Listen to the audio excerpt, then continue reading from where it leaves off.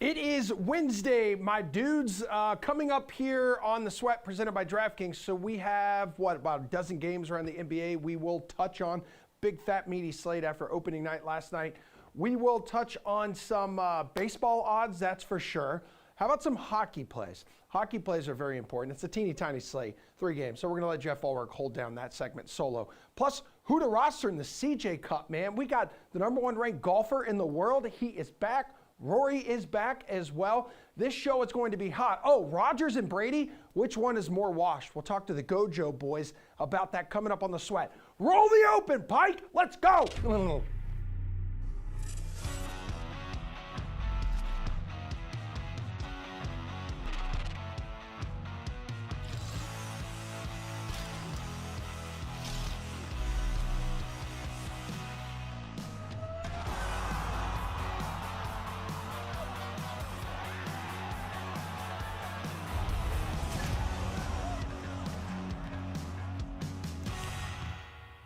All right, so the Yankees here. Samir, we got to get over here. We got to go over here. We got to show. Wow, that is a really nice graphic. I don't know who made that, but touche. The Yankees jumping all over the Guardians early, never looking back in a decisive Game 5 of the ALDS on Tuesday night. So Giancarlo Stanton sending presents to the people.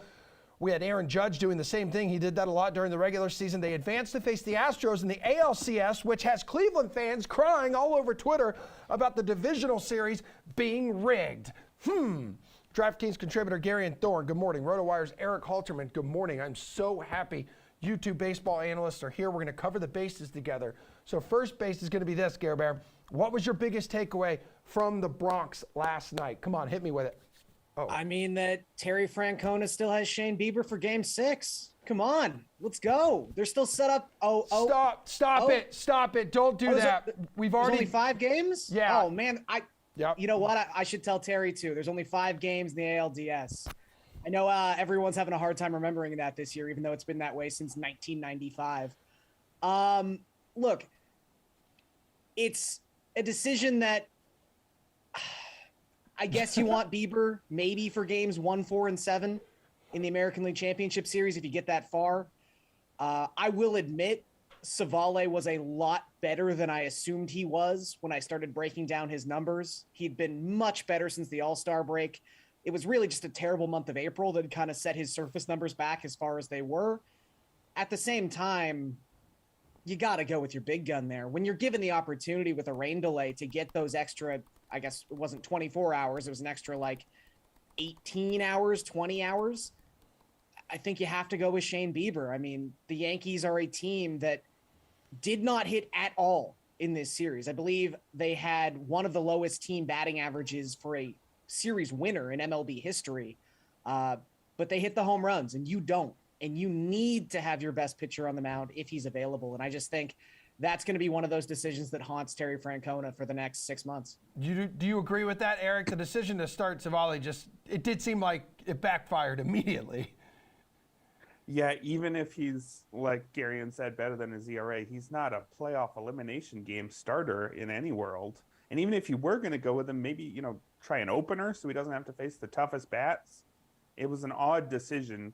And they know how good their bullpen is. That's what got them there. And the bullpen was very good. 7 1/3, just 2 runs allowed. Maybe just ask him to go a little bit more. Thing is, it probably wouldn't have mattered either way because the Guardians just don't have a playoff caliber lineup. We knew that heading into the postseason. That was a clear weakness among all of the 12 playoff teams. I think it was the weakest single unit, I would say, and they're particularly weak against lefties. 27th in Team WRC Plus against lefties. Once the Yankees got the chance to go to Nestor Cortez, it was always going to be tough for the Guardians. They would have needed to shut out the Yankees here, and obviously they didn't come close to doing that. Okay, guys, let's go to second base. How are you going to bet this series between the Yankees and the Astros here, Eric? Because the Yankees have no time to celebrate. Game 1, ALCS, it begins tonight in Houston. And the Astros, while they have a major rest advantage, they need Jose Altuve to get going. He was 0 for 16 against the Mariners. Yeah, this is a tough series to bet here because it's really tough to bet the Yankees in Game 1, Taillon against Verlander. It's even tougher to bet a team that you think is probably going to lose Game 1. But man, minus 210 is insane for any team in a playoff series, especially against a good team like the Yankees. And the Astros have been excellent for years. And remember how many World Series they've won? They've won a single World Series. Even the best team in the playoffs is not much more than maybe a 60% chance to win a series.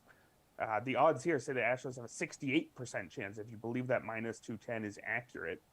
The Zips projections I noticed over at Fangraphs has it says 55-45 in the Astros' favor, and that's a lot more like what I'm thinking, which makes a bet on the Yankees make sense. Even though, man, again, I'm pretty uncomfortable with that given how Game 1 looks. I think you still lean their way, though, because if you look at these two teams overall, the Yankees were 2 spots better by Team WRC Plus on the offensive side. Astros were second in team ERA minus, that's par projected ERA, in both their starters and their bullpen, but the Yankees were only 4th. So it's not like either side has a big advantage if you look at the season-long stats. I know that the rest situation matters too. There's all these little factors that add up to giving the Astros maybe more chance than the 55-45 that the projections say. But man, minus 210 is far too steep for me. So I'd still be looking at the Yankees, even though I think they should be underdogs. It's just nowhere near this level of underdog. Yeah, Gary, and minus 210 for the series here, minus 195 tonight there on the money line. What is your betting approach here? Regular season series, Houston winning 5-2. Yeah, I mean, I think I would almost just rather bet this series game to game. Yep. Because like Eric said, that is a massive line for this series for the Astros. And I mean, I think the Astros are likely going to win the series. But at the same time, there's just no value in betting them at minus 210. I mean, even if you want to look up like what their advantages are, and obviously I think they have a slight edge in rotation and in lineup, but remember how much the Yankees struggled in the second half of the season and no one was hitting but Aaron Judge, et cetera, et cetera, et cetera. They had half their minor league team up playing the infield positions.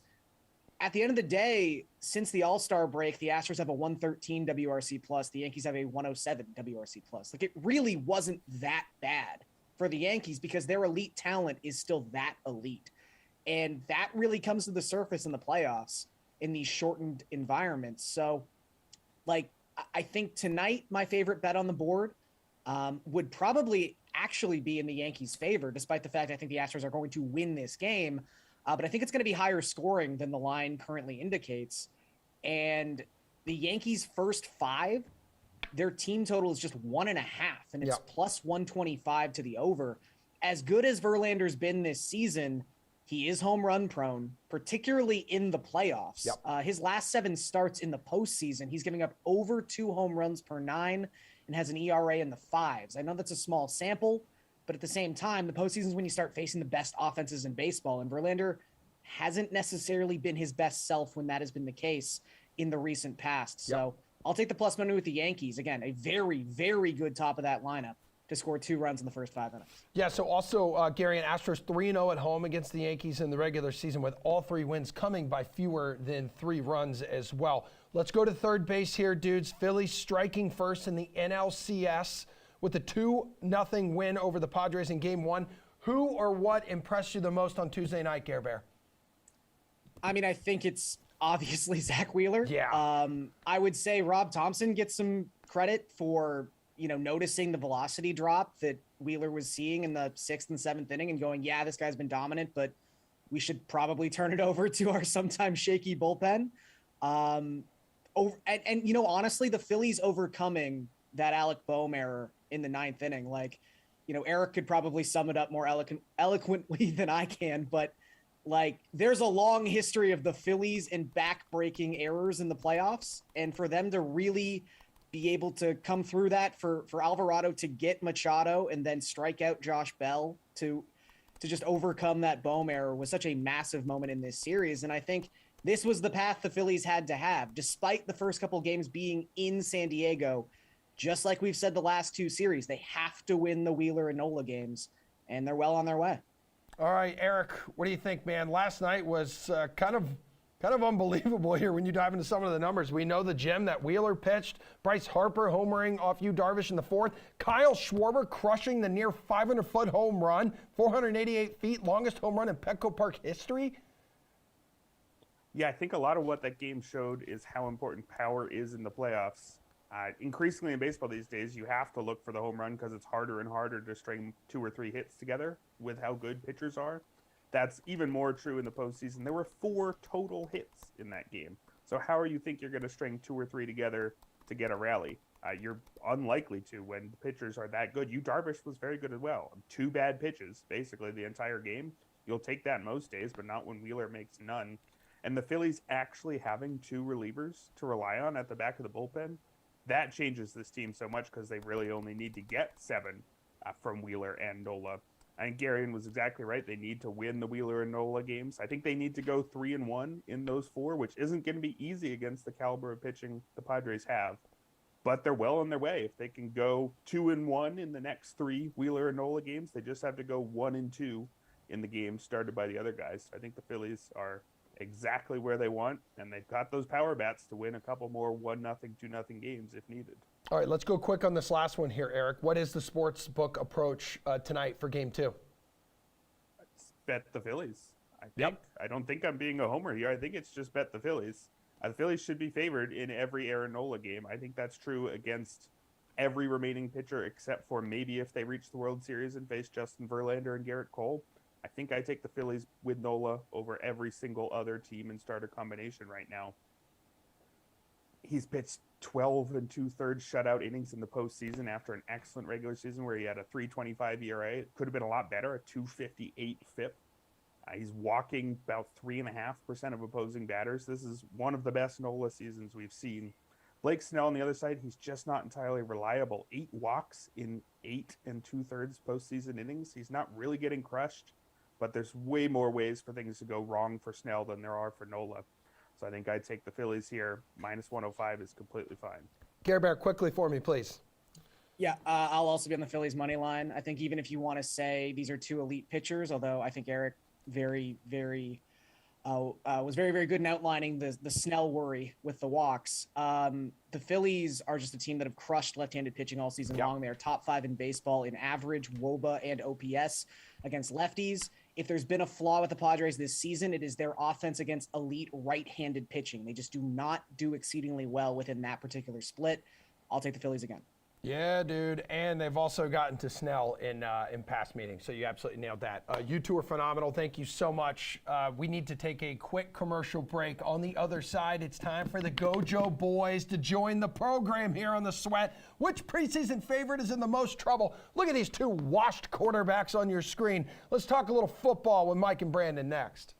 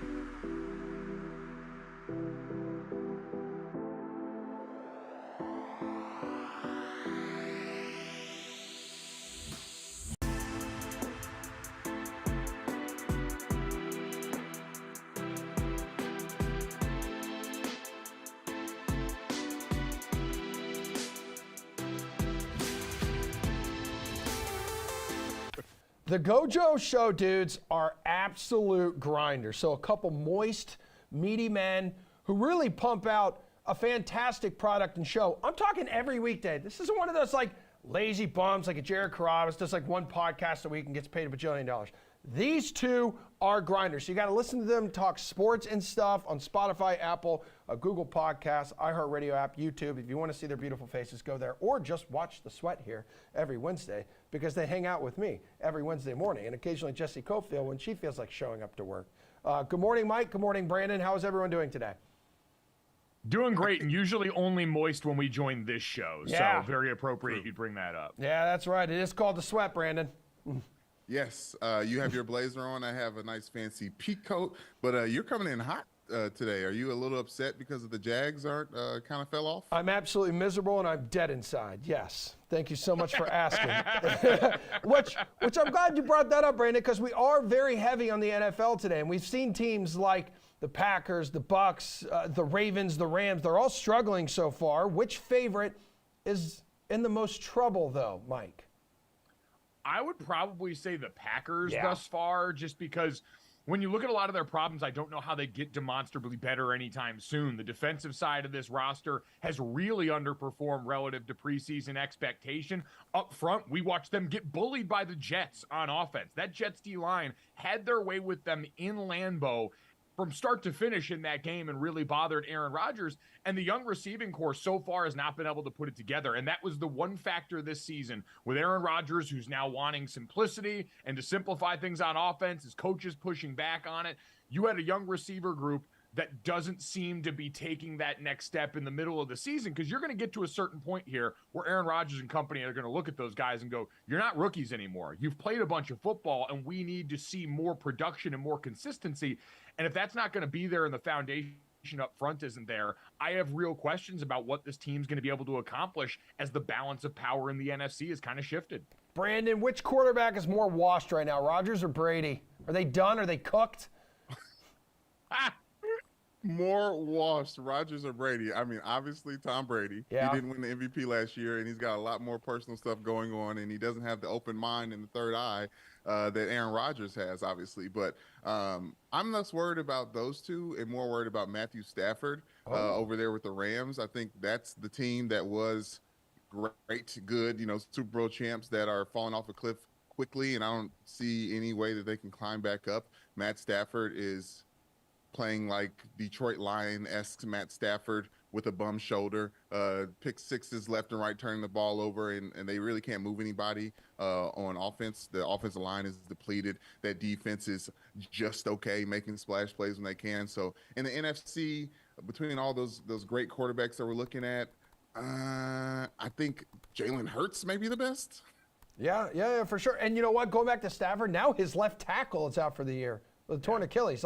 And that guy is already one of the most pressured quarterbacks around the league. He's done too. Everyone's done. There are no good quarterbacks anymore in the NFL. Unless you go to New England. Yeah, that's right. Woo. Don't worry. Be Zappy. The Bailey Zappy-led Patriots are back to 500 here, Mike Golick Jr. Have you caught Zappy fever yet? Oh, it's Zaptober, baby. We're in the mix now. Bill Belichick's doing what he does, finding kinks with late-round white guys that he picks up in the draft. And this is a good reminder, too, because I don't think Bailey Zappi is going to end up supplanting Mac Jones. A lot of the same things that he's doing well are things that they asked Mac Jones to do well last year. But it is a good reminder that a lot of, I think, us lose in the late rounds of the draft is the potential and the chance to go and pick up players like this. Bailey Zappi, for those of us that lived over on the college side of things, this dude was money. This dude led one of the most high-powered offenses in college football history last year. And when you get late in the draft, you can stop drafting on potential and go off production. And when you put a guy in a scenario where, looking around him in New England, that offensive line has started playing more like itself in the last few games, bullying people the way that we saw last year. And defensively, it's been a pretty consistent product. So you put all that there and then put a quarterback out there that you're not going to ask to do too much. And the results can be what we saw last year for Mac and this year for Bailey Zappi. So yeah, enjoy the ride, baby. The Patriots doing what they do, making something out of what looked like nothing to most people. Hey, Brandon, the Patriots offense is better with Bailey Zappi. Is that an overreaction or not?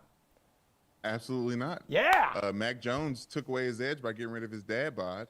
And then you got Bailey Zappi, the Western Kentucky wonder, coming out there and doing what great quarterbacks do.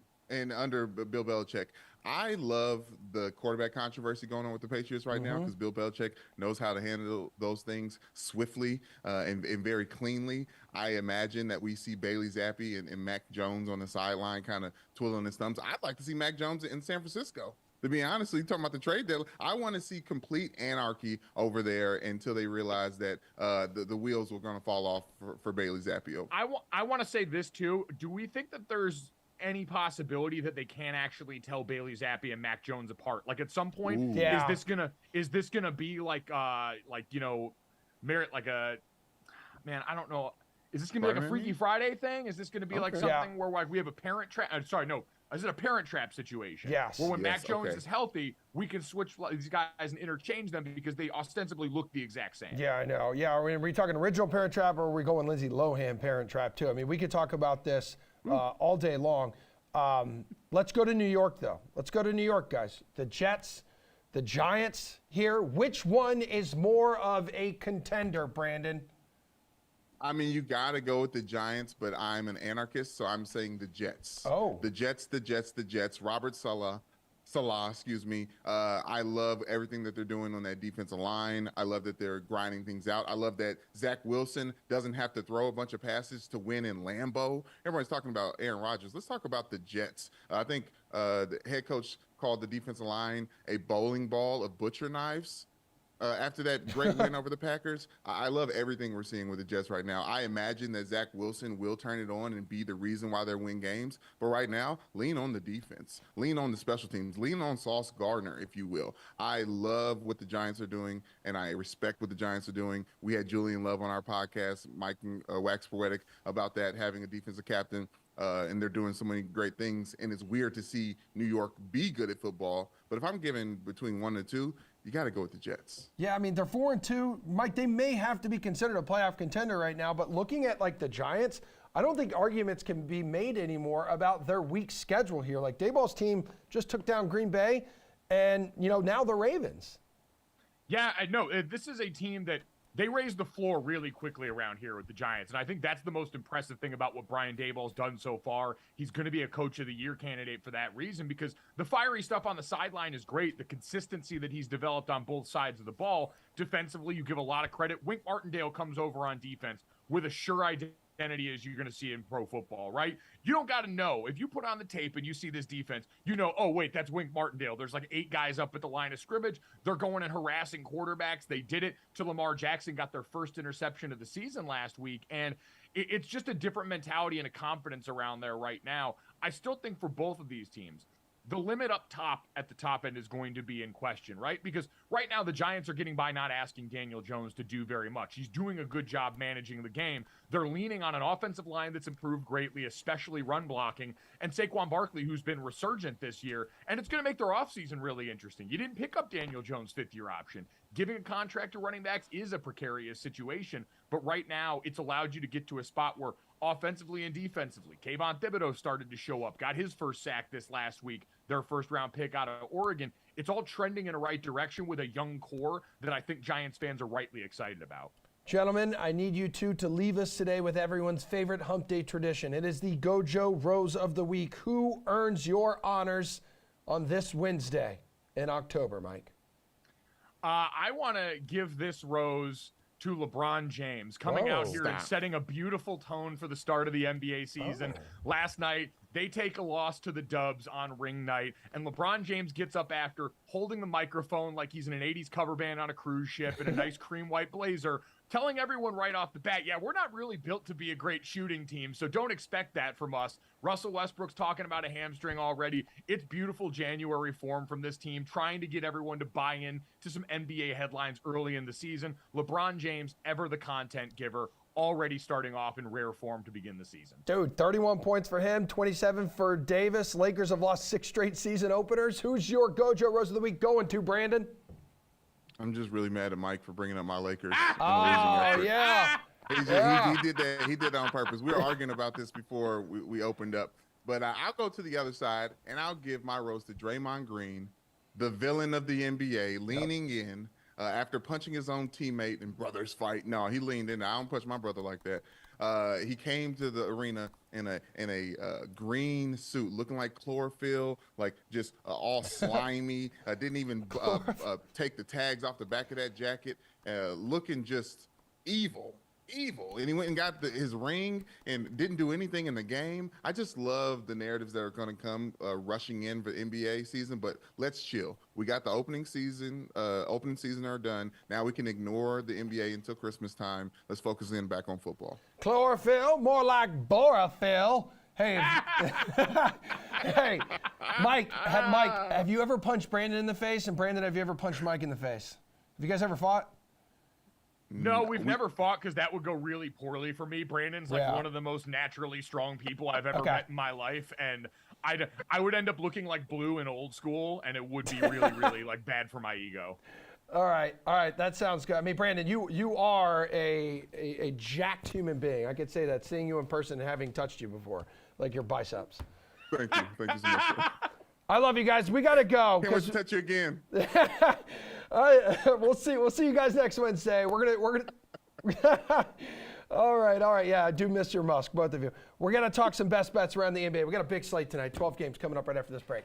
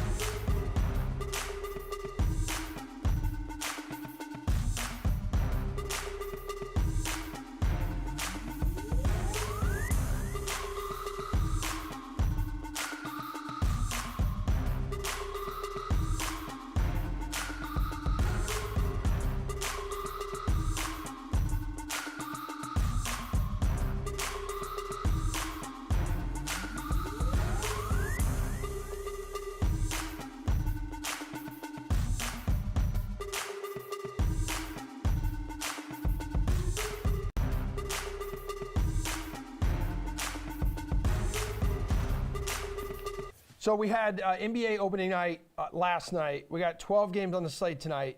We are going to talk a little bit about this now. We got some big Nick energy on the show this morning. Nick Fryer, Nick Whalen. It is so damn good to see both of you. So both of last season's NBA Finals participants, they got their campaigns off underway Tuesday night, and both showed they're not going anywhere like anytime soon. So before we get into some of these best bets, I do want to know what your biggest takeaway was from last night, Mr. Fryer. The Lakers still stink. Yeah. I think that's probably my favorite thing coming out of night one in the NBA for 2022-2023. I mean, it really is a shame that LeBron can't get his team together and get them to figure it out. But in all seriousness, looking at the Celtics, I didn't feel good touching that spread in that game last night. And obviously they ended up covering. Seeing Jaylen Brown and Jason Tatum put up a 35 spot apiece, and then you're getting stuff from Brogdon and Smart. It's only going to go up from here. Okay, so Tatum and Brown here, Waylon, both with 35 points, right? So they're just the third duo to score 35 each in a season opener, joining Oscar Robertson. I mean, there's Jerry West in there, Wilt Chamberlain, in there. It's unbelievable what they did last night. But also, hey, is James Harden back? James Harden certainly looked like old James Harden. I think he was 8 of 8 at the free throw line in the first quarter alone. He had the step back working.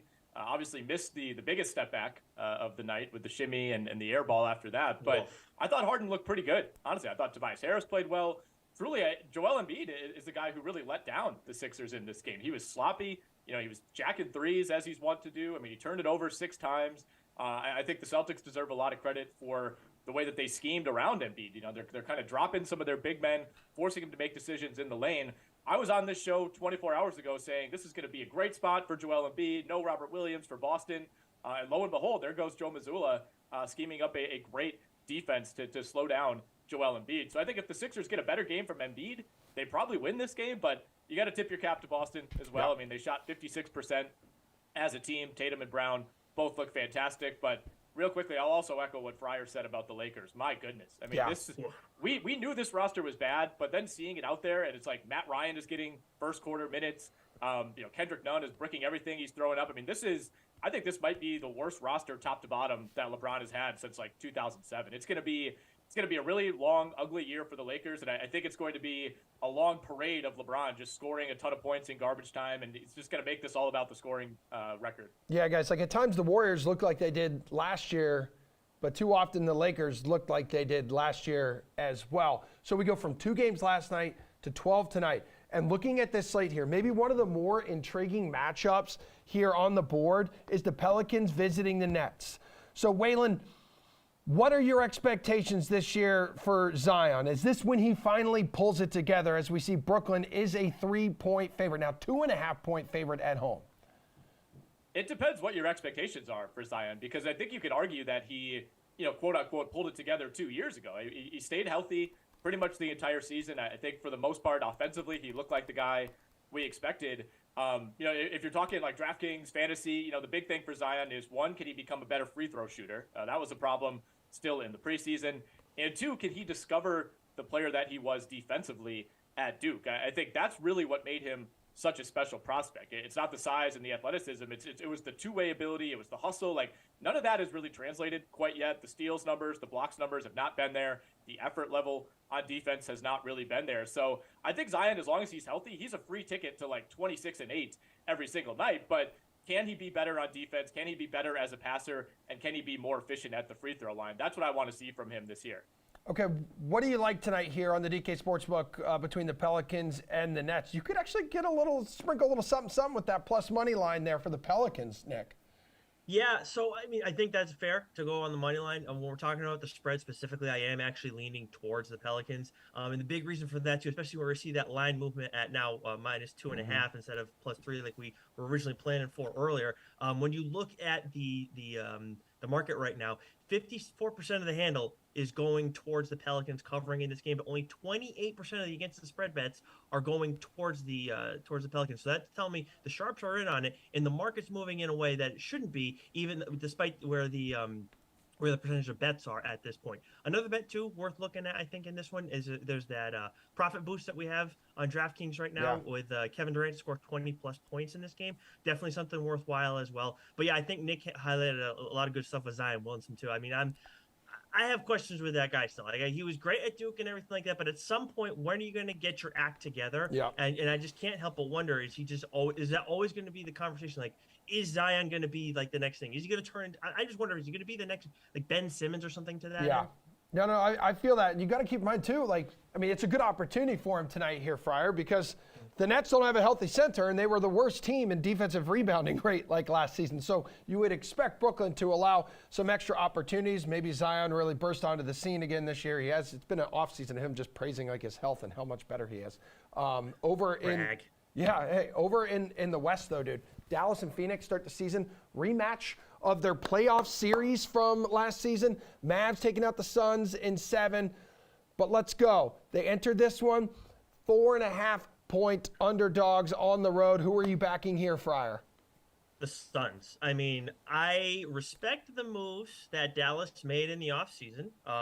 But I mean, Phoenix was riddled with injuries in that postseason matchup last year. I'm sorry. I mean, they were too good last season for me to go and disrespect them right now coming out of the gates. I know that Dallas was a superior team against the spread too throughout the course of the season. That's great and all, but the one of the splits when you break it all down where they weren't good was when they were road dogs. They were actually under 500 within that split. Not alarmingly low, but much lower than they were everywhere else. So I love the Suns coming out. And it's a revenge game for them as well, too. So I love them coming out here and trying to make a statement right out the gate. So, Waylon, Phoenix finished with a 57-13 record in games it was favored on the money line last season. So that's more than 81% of those games that they won. Yeah, they cleaned up last year, and they've been one of the best ATS teams the last couple of seasons. They've been a regular season juggernaut.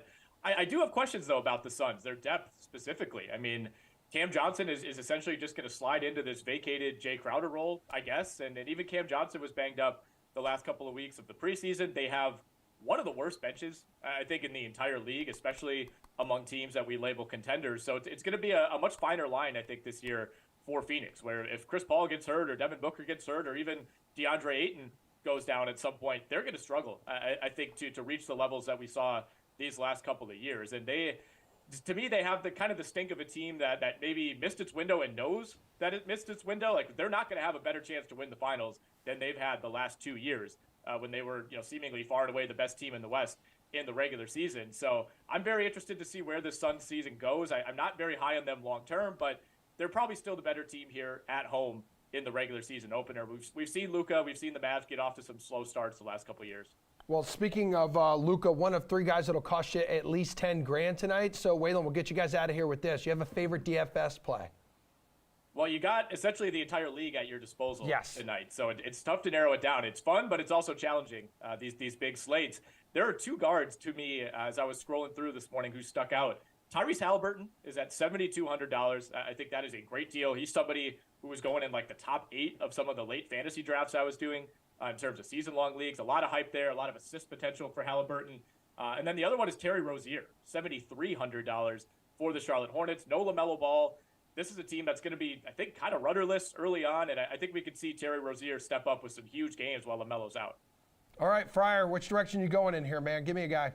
Yeah, I think the Rozier call is a great call by Nick, and of course I'm excited to watch the Grizzlies against the Knicks tonight. I think they're going to cover in that one, but I think the guy for me tonight that you need to roster is Damian Lillard. Where you look at those high price guys at 9.4K.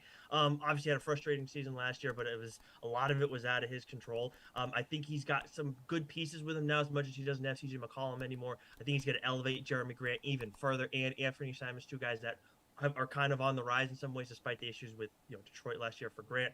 But I love him in this spot, chance to show that he's back. I mean, and he showed a little bit in the preseason. He didn't play, obviously, his full allotment of minutes, but I love him in this spot in this game.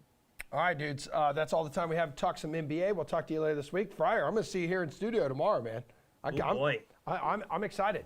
Because I hear you're like 6'2", which we all know anyone says they're 6'2" is a liar. But coming up, we're going to hit the ice because not 12 games like we have in the NBA, but we have 3 games going down. Teeny tiny small NHL slate. Nathan McKinnon, easy lock on this 3-game menu. Let's find out what Jeff Ulrich thinks next.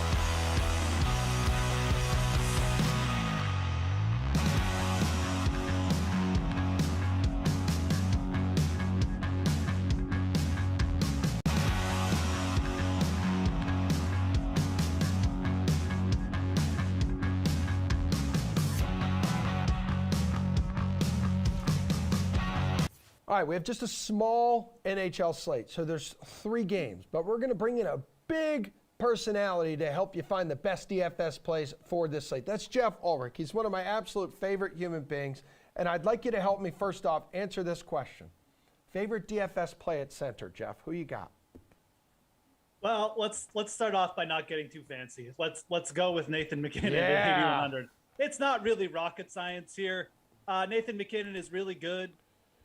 He's going to be at home taking on the Winnipeg Jets. The Jets still look like liabilities on the defensive end this season. I mean, and they've allowed 35 shots per game over 2 starts, and just more to that, Colorado just dominated this matchup last year. I mean, they scored 5 or more times in 3 of the 4 games. Winnipeg got them once, but Winnipeg just doesn't have the defense. They just don't really have the speed to keep up with a team like Colorado. They definitely have the horses at forward to make this a shootout, but McKinnon already 3 multi-point efforts on the season, and he's only 8,100 for some weird reason on this 3-game slate. everyone's going to own him, but like, how can you not? I mean, we just have a couple other games here that really don't jump off the page. Who knows how the Flyers and Panthers are going to go, with the Panthers having no defensemen and the Flyers being the Flyers. And I'm expecting a defensive effort in the Seattle St. Louis game. So, yeah, man, just start with McKinnon, and we'll get fancy elsewhere here. Trust me. Okay, so he's $600 clear of Alexander Barkov. So when you're talking about getting fancy, when we go to the wings and things department, is that where you're going to get fancy and start getting a little weird and creative? Yeah, I think so, a little bit, right? I mean, like, we don't want to roster all the chalk. I mean, everyone's going to be looking here at like Matthew Tkachuk, maybe coming back with Kyle Connor or stacking Mikko Rantanen. You're going to need exposure to one of those three players for sure. And I like the way Tkachuk has started. He should see a bunch of minutes. But Joel Farabee at 3,500. Let's you're going to need some value.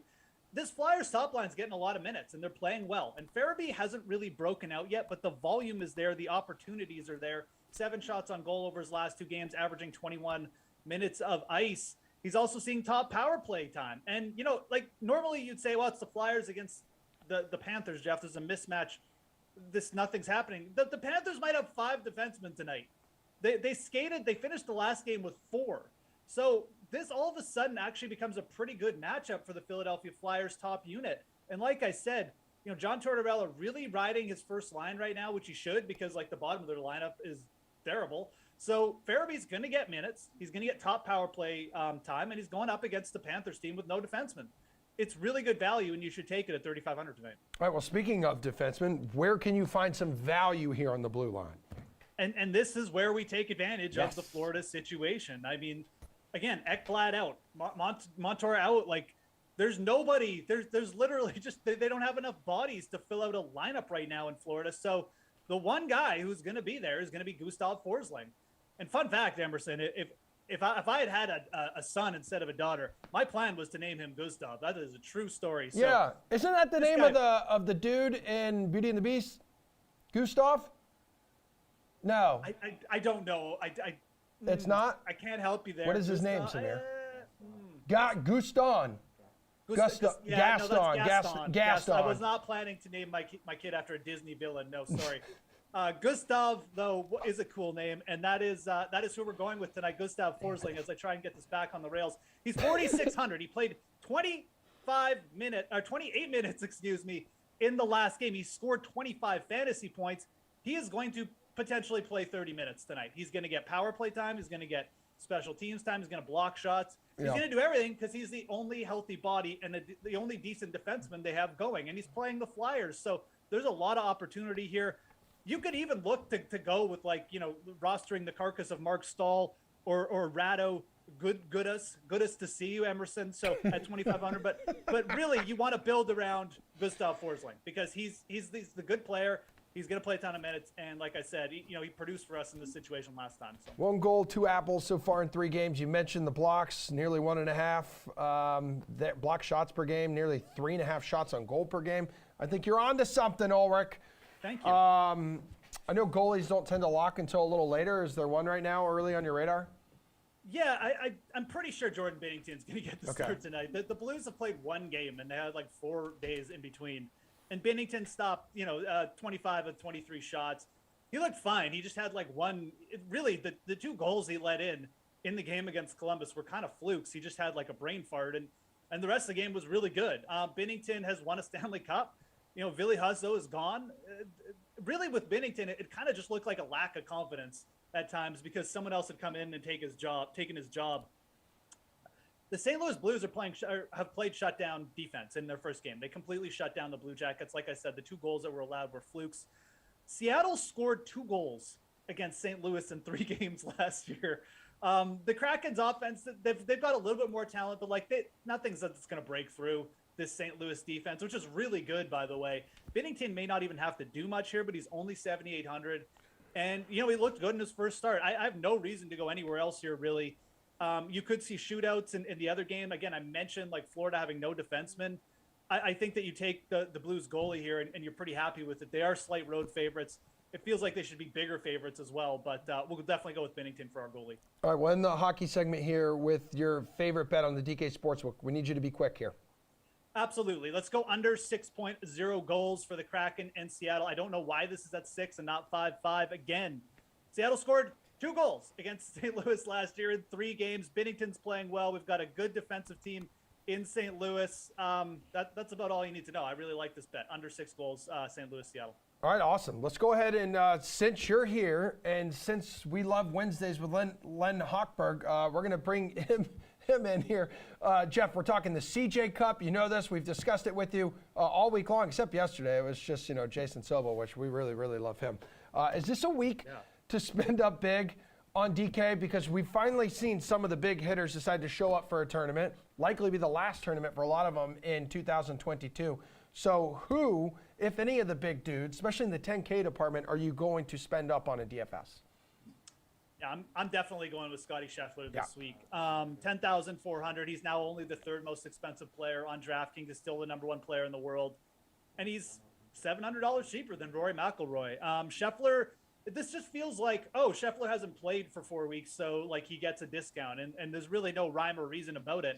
I know, like the last time we saw him at the Tour Championship, he was losing out to McIlroy, but I like this setup for Scheffler. Like the advantage that McIlroy has with his driving, and even Jon Rahm, I just think it's going to be mitigated at Congaree because the fairways are so big. Everyone's hitting the fairways.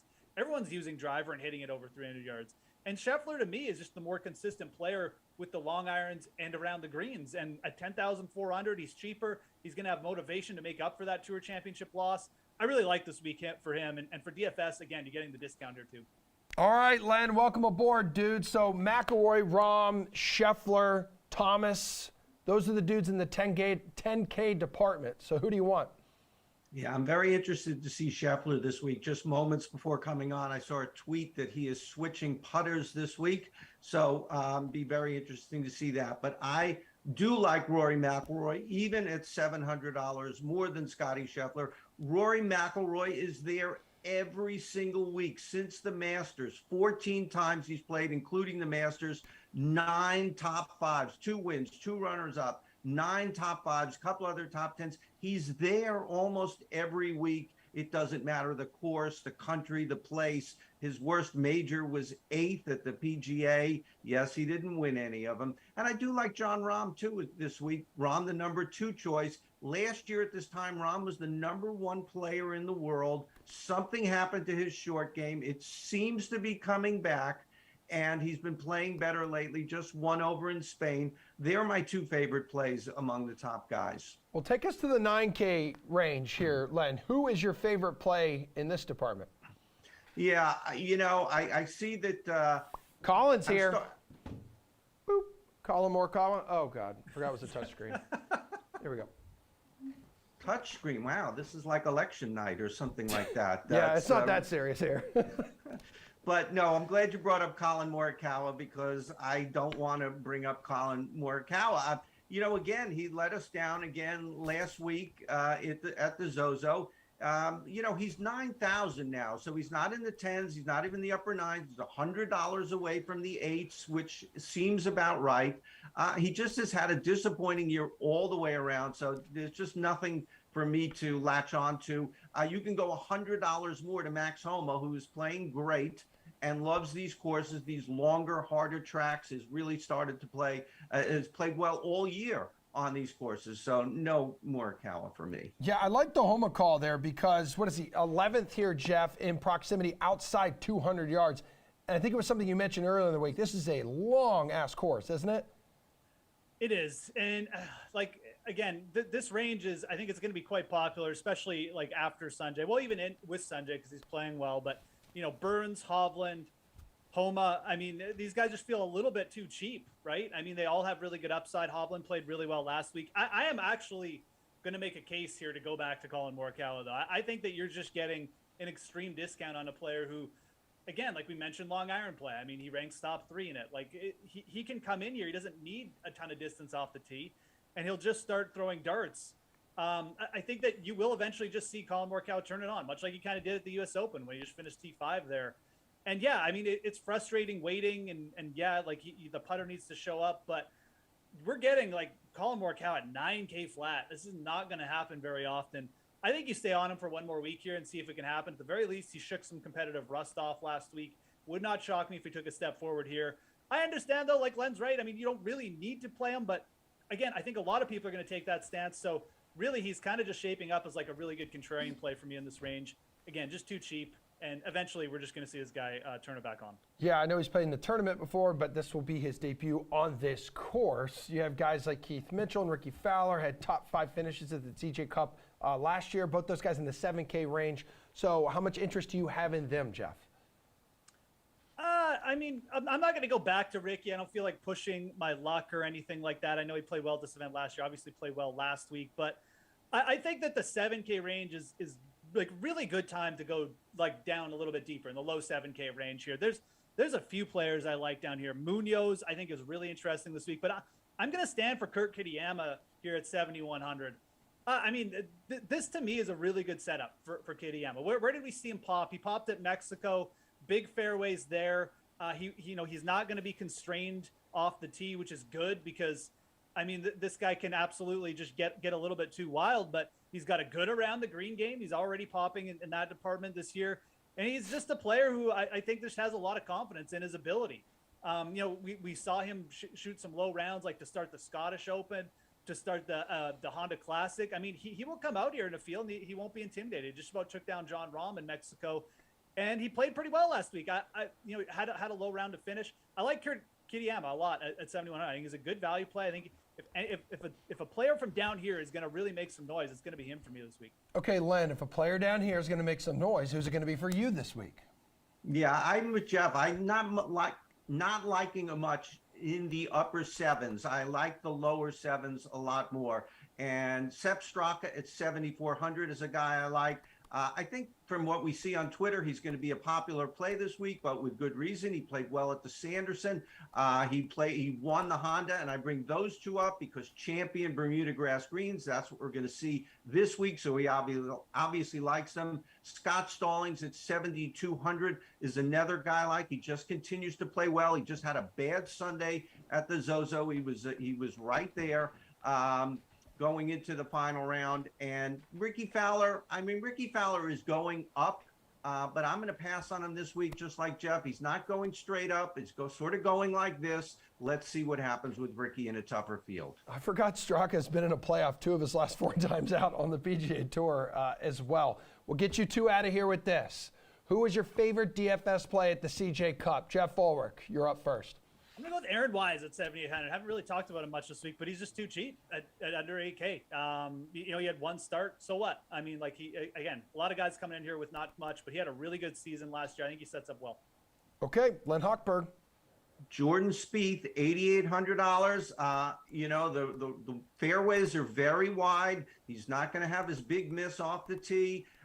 We've only seen him once in the fall, and that was the President's Cup. He was pretty good. It all comes down to putting. He putted very well there. I think you can fit him into every lineup at 8,800. Yeah, and he ranks 7th in scoring on difficult courses. I know Sobel really liked him yesterday. Gentlemen, thank you so much. Appreciate your time. Jeff, I'll see you tonight on the slate, 5 o'clock Eastern time on the DraftKings social media channels there. We got a 6-game Madden slate kicking off here at high noon. And then Jesse Coville's going to have you tomorrow morning, 11 o'clock Eastern time for an at-home edition of The Sweat. We will see you then.